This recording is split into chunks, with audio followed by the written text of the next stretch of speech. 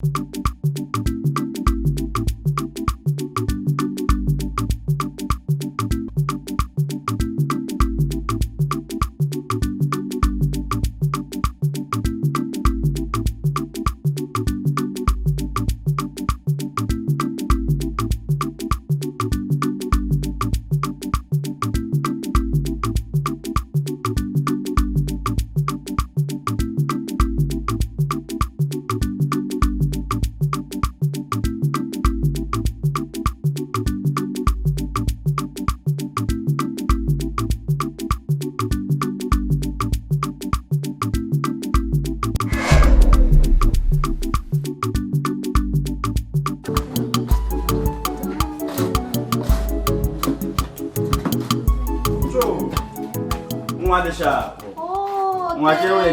thank you. Welcome. Thank you. Thank you, Saman. No. Thank you. No, get it. I don't think we're getting more. No, we're kids. Logical. What the man now come now? Hold it. And we're seeing here which. Mana, I can't come to cook a little go. I'm a guy. My goes at dinner. You got to when you're going to have a pass you. In my cousin. I want to know they want to get to it and more blim. I can't come. I'm a goes at dinner. I'll be way up. Ozole. One body are you get Kelonia forever. Come maybe come over, come with two almost some minutes now. In on that. Here they are, Kebe. Giddy and one minute about Pama. Give God alone. Don't you know you're working this hotel? That is, as a worker in a hotel like this, where I am supervising, you're not supposed to greet a customer for so long. Good customer, better Tagashi as a customer, or customer. Who will do customer and that number the should move up. Oga supervisor, you will leave because a gown wrong because you're not one. It's to Bolo Maganashi. And I'm going to Nubuko Magna Hotel on Yaki Garon again. Don't you know I have every right to sack you and you go back to the village where you belong? Because they brought you to Port Harcourt, thinking that you have arrived. The job is my work. I will move one hotel. Hotel, I can't cage you build. When you work a post, I can't we build a hotel. You're here telling me rubbish. You know what I'm running now. I'm not going to chain. From here, I tell you about him. I can't trust him. Nami, yes, I'm here with your mama. Don't you? Oga, supervisor. Biko. I'm not business, but I'm ever. My business is about by streets. Can you name me now? Oga, I don't go. Organize. So the business is about bully. Business also the I want you to about I went there. I'm a people that are into business and business. My find them on me. Here, Branga busy, but then when you hear business, so what here? Business, people and go working together. Business on me. Business about every day. I can't soft. And they told you, okay, another bamboo, but in your this may be a business. We know people. This hotel, I'm a one day not there for business. You may have a pack here, their motto. So she had a go that yes, these people came for business. All the kids not packing. Never pass and go. You didn't have Pauline no crown. Mushen and Yao can do what they want like. It be a business. We don't need people like you here. Demand him the mayor poor. That is what business is all about. Sharp. And for you, don't present yourself to customers as if you are very cheap. Like these people, they will take advantage of you. How do you go to Hala? Give Raka. By now, you possibly didn't go marriage. Only non gay polo. Will you share what I can imagine the corridor? Oh, yeah, Jiggy. But the moment you migrate, what Pugaja record, when you Toro, what say you take? People will begin to look at you. Nonsense. Oga supervisor, you don't party and out what you know the movie, I'll miss one yash. You don't party all the lot too much. When you go pay my don't know. You might go your I would think my whole poor here. You want your cake. Okay, go on. Okay, I can too much in it. I give you. Okay, do papa is alarming for do papa. Okrafo. I home imagine a pendulum. Okay, who are you? He walk in a barge and dagger one man hot and have people. He was to China, he was governor. You are nobody. Okay, Kanyapa, do papa. Okay, do papa. I'm on you. Okay. Before you now pray, I'm going to supervise you. Supervise your organic and body. What's the now? Abarqualamo. What's your name? Abarqualamo. Okay, Kimba. They kill you. Ataquanum. I am gonna know in the go. Okay. Come. They came. Oh, yeah,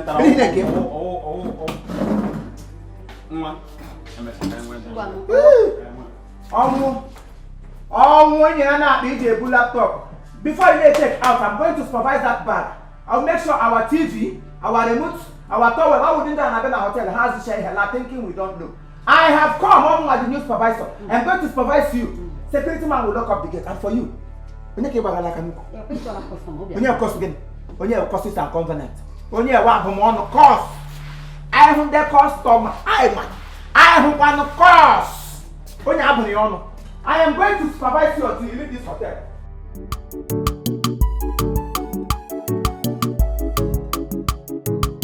Sajuna, no, you have seen that my chief in the office. You don't tell me. Mama Nina, Yeah,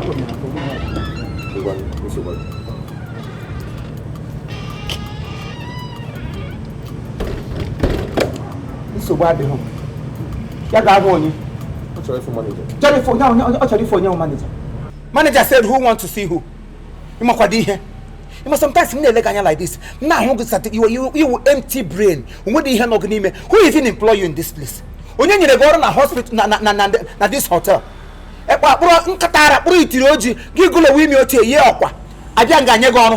Manager saw you in an office.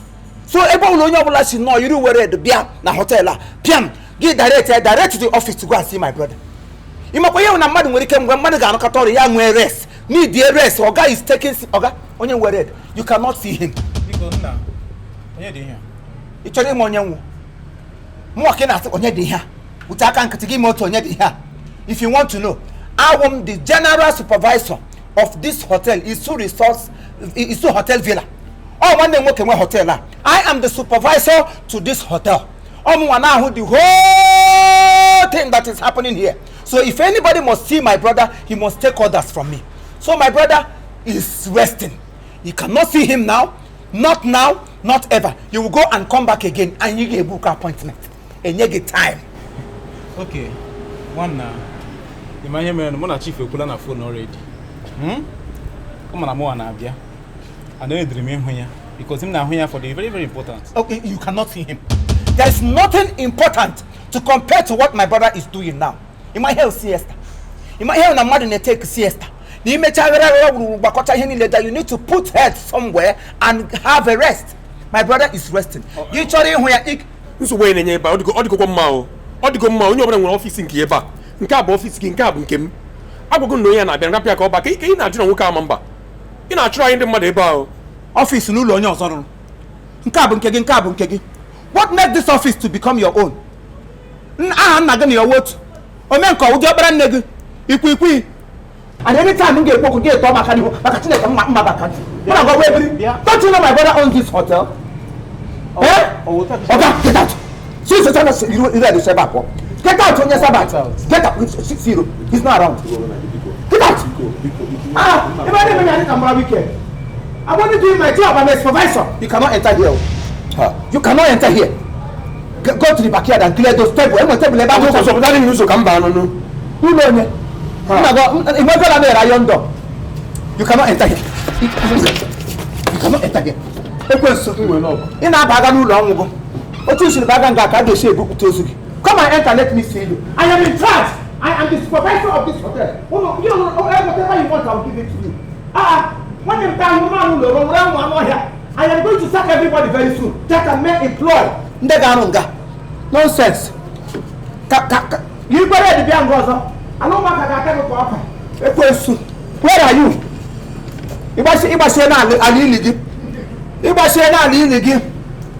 Don't worry.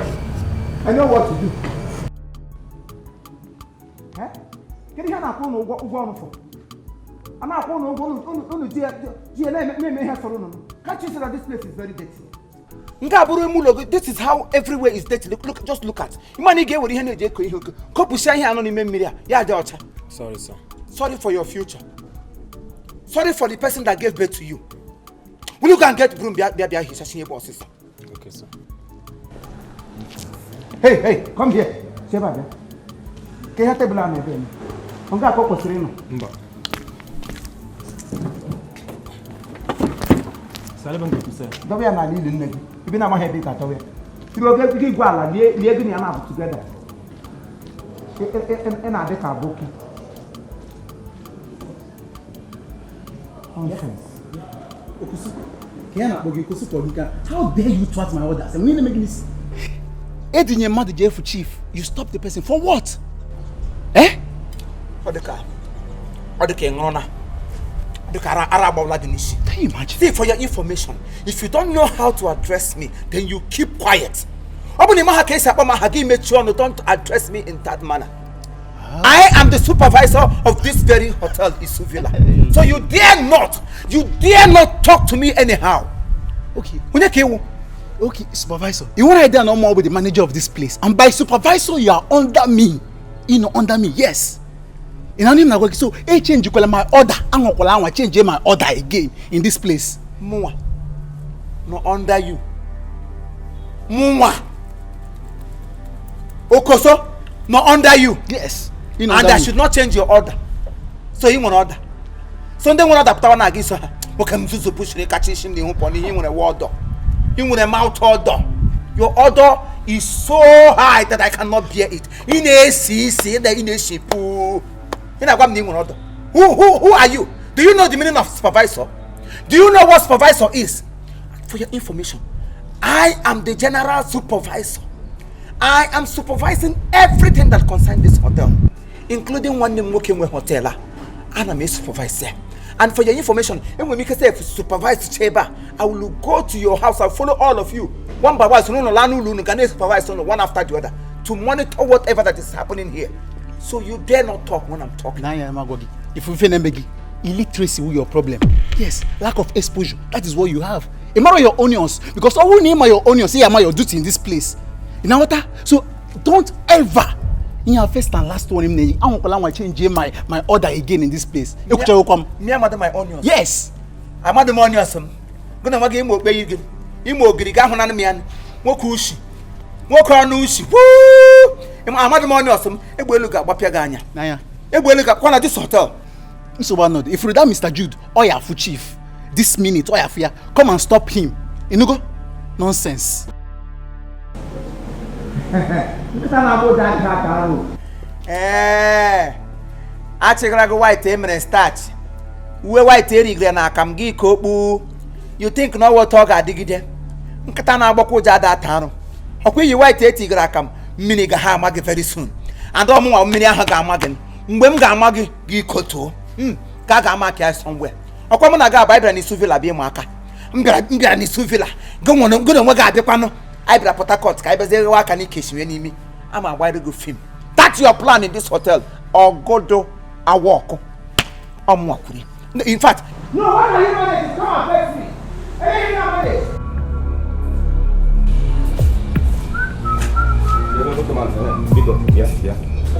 Wherever. Give up your problem. Gini come. Oh, am I female? Eh? In the year, iri to meritu, can not hear in your capability this company. Let me ask you. Eh? Can a man perceive another or naka this guy not here being the manager? The man perceive another permission naka. Who come again and a banana cost on no so more. Nana permission nakonya. Now my brother's my own apartment. Isuvilla him and him who Isuvilla here is a supervisor. What is the meaning of supervisor? Nazi order from him. Who will take order from me? Onya anye mo order. Kedonye ganarazi order nakam. Or we anye mo order. Ya uruzi umururu umukile nanda kanga kakake home ke step too low to give order. Iya na-eme n'ọrụ agba aka nni kwa aka ekpe akwa aka nni. Ogo nkịta awo gị danyere m ma danyere gị.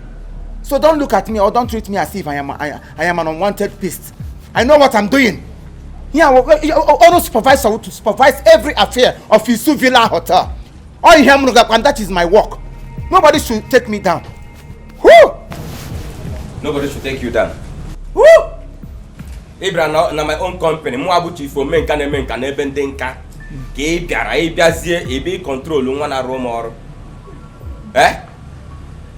ibi kọntrol nwa na-arụ m ọrụ ka m gwazie gị ya bụrụ na n'ime obi gị na ị gaghị ege ntị ka ị si arụ ọrụ na kọmpanị a na ị gaghị eso rules nọ na dis kọmpanị kwadoba ịkwụsị ọrụ a maka na ị ga-akwụsị dị ọrụ bụ na nye m na-agwa gị maka ị ga-akwụsị dị ọrụ m na-ekwu na-akwụchasị traụza na-agbara m egwu enya mmegbu gị samo ịfụnanya kwe kụsọ bụ na-aba mba mbacha mgbe eme ife ngere duto gịnị obi nwanne adị ekwe meme na my mother kpọọ m na fon abi eme na mama Cameroon na-akpọ m ya ọkwa junior brother gị iwe nwanne adị eru n'ọkpụ ka m gwakwa gị iwe nwanne nke anụ a ga-eru n'ọkpụ na ebe a na-eme ka e nyere gị aka isi na onye nyere nwe gị ụkwụ ka mma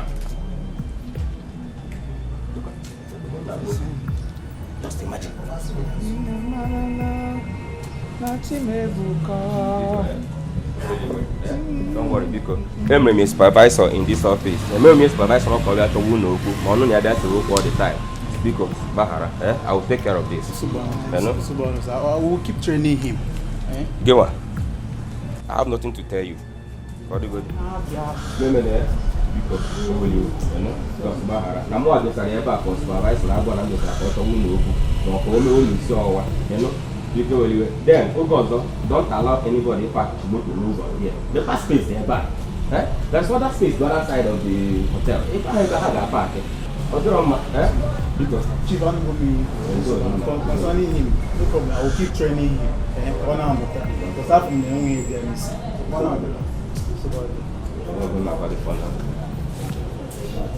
I feel like Chief.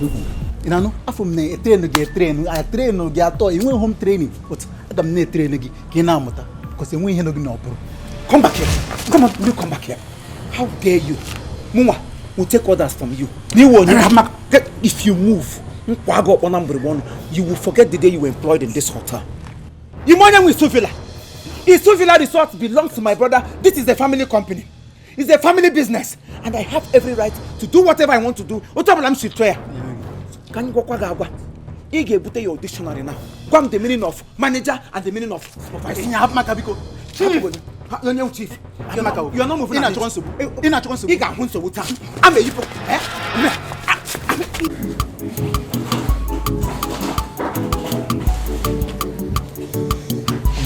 Yeah. Where number? Okay, supervisor. Good afternoon.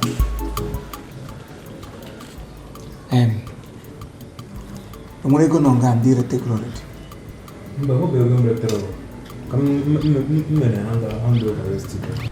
How many cartons of ice cream came there?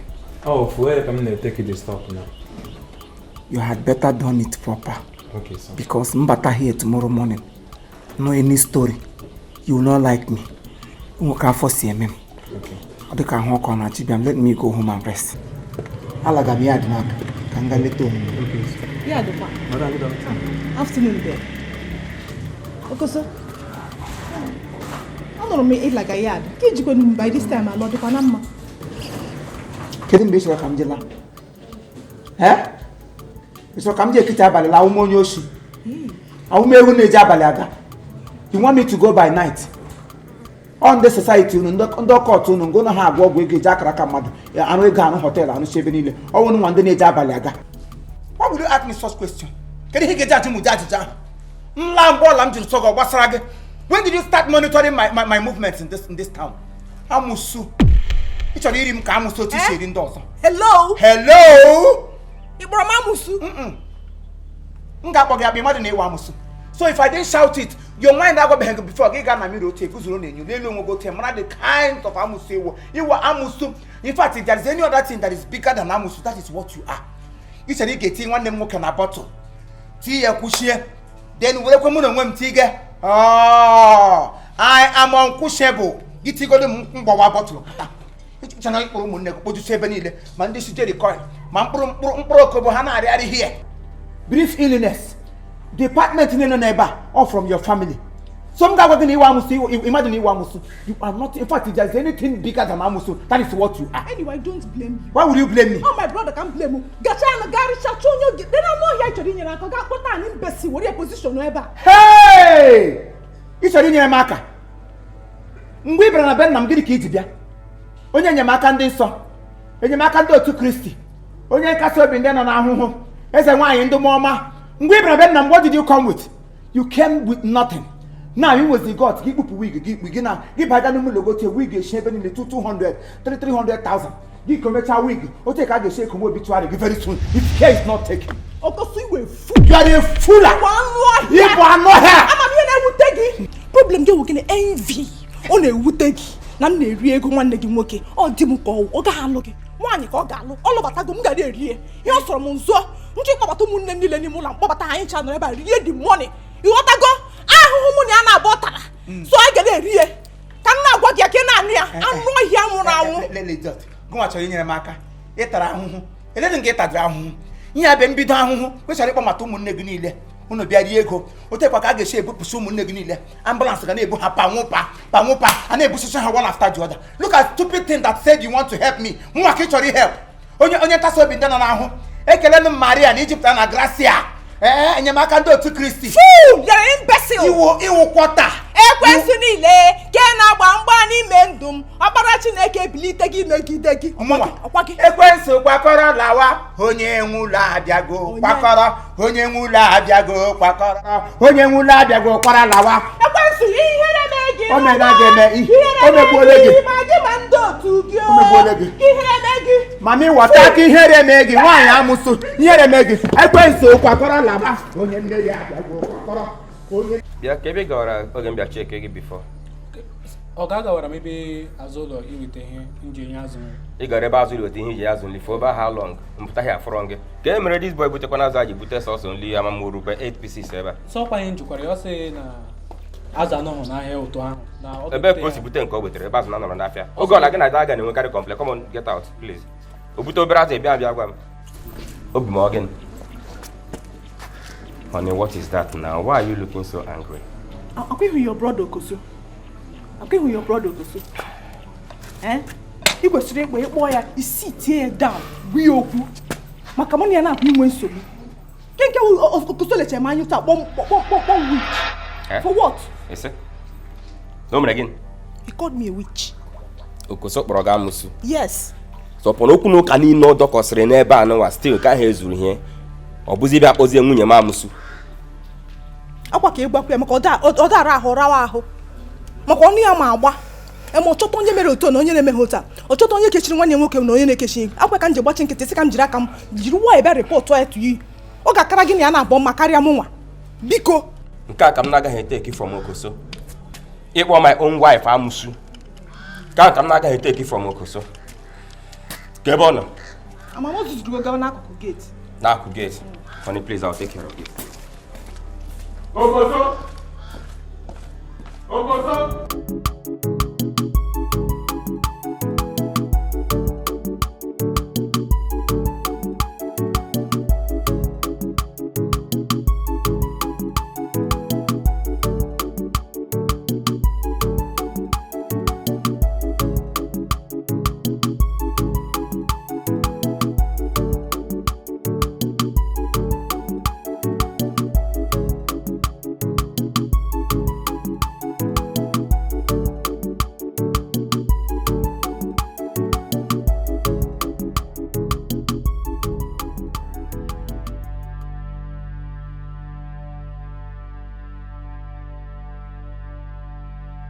Ebe a ka ị nọ sisi na-akpọ gị dị azamoku. Ịnụ ga aka na kpọk sinsi. Ele ihe na-emedu gị. Ị chọrọ ịkpọ m aha gị akpọ m aha properly. You don't shout my name as if ị na-akụbe. Kpọọ m aha tinye ya tinye ụmụ respect. At least address me properly. Okonso, ị mepere ọnụ iji eri ji na ede na-akpọ nwunye m Winchabi. Hai Chineke nna. So, omenka eweliwe your wife nwunye gị bịara gwa gị na nwanne gị nwoke ịṅụfọrọ ara your blood brother otu nne eji gị kpọrọ ya amusu. You didn't even bother to find out from me. Instead ka ị bịa jụọ mara ma ọwa eziokwu ma waasị. You dance to her tune ga-ekwete gburu igba m pụtawazie ka ị werezi ma bịa ma gbuo m ka ị bịa gbuo m ka m nwụọ because your wife told you that na m kpọrọ ya amusu. Ilede ebe ezo egere bọtụlụ ejiri kechi gị. Kedu ebe ezo egere bọtụlụ ejiri kechi gị? I want to break that bottle so that you can be free. It's not your fault anyway. Okonso, ka m gbazie gị nke bụ eziokwu ike idere nọ na ntị gị. Ị mere ka ị kparị ndị niile na-arụ m ọrụ imere ike ịkpara anybody chọrọ ịkpara anywhere. Okoso m ga-agwa gị okwu na-ekwa gị na ya bụrụkwa gị ikpete maazụ ị ga-akparị nwunye m again ma ọ kpọọ nwunye m winch again. Ya bụrụ gị ikpete maazụ bụrụ gị izizi ị ga-emekwa ya. Any other day ị try again ihe ebukọrọ akpa gị si ebe a pụọ. Kwere ihe m na-agwa gị nwaanyị anyị na-akpọ winch the same woman anyị na-akpọ winch ụlọ ahụ ibinye na village maka esiwere ya. Okoso ụlọ ibinye na village maka esiwere ya. Okoso nwaanyị anyị na-akpọ winch onye were property nna ya shọtụ imu na bank wee binye m ego nji wee rụọ this particular company na afọ now. Okoso I can take anything. Nna gwa gị okwu na-atụ aka ụka ị na-apụ ala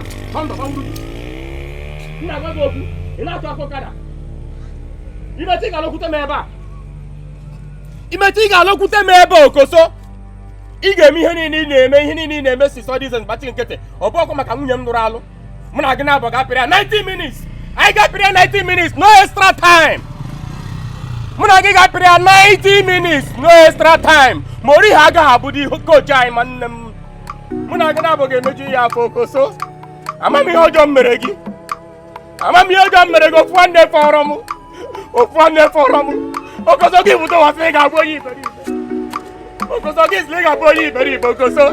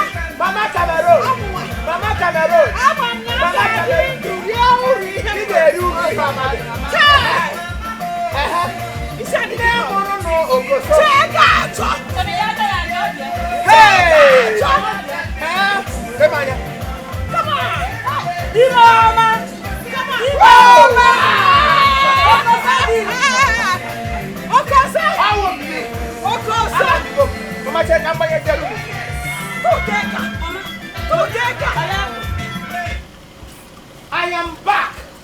I want to go, Mama. Mama singing na make go me.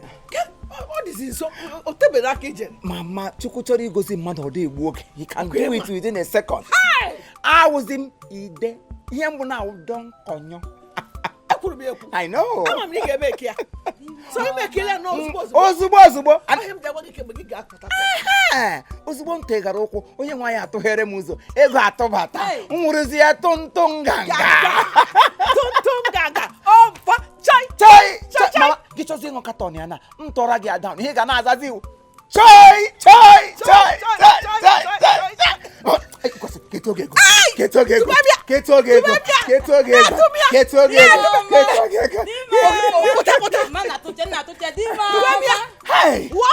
Mama, ịma na nwanne m nwoke settled m with one of his companies.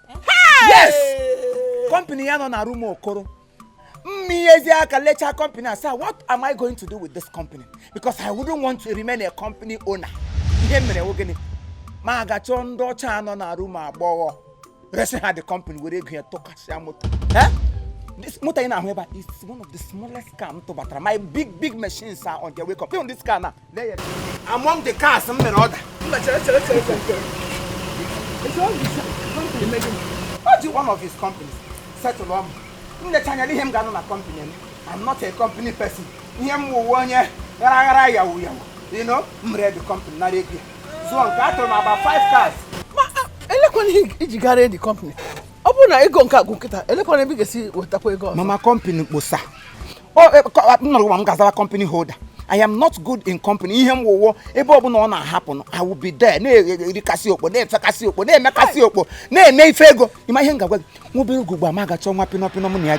Because within that never doesn't make my occasion. Down the housewife. The occasional wife for money. Chukwaju omammenata.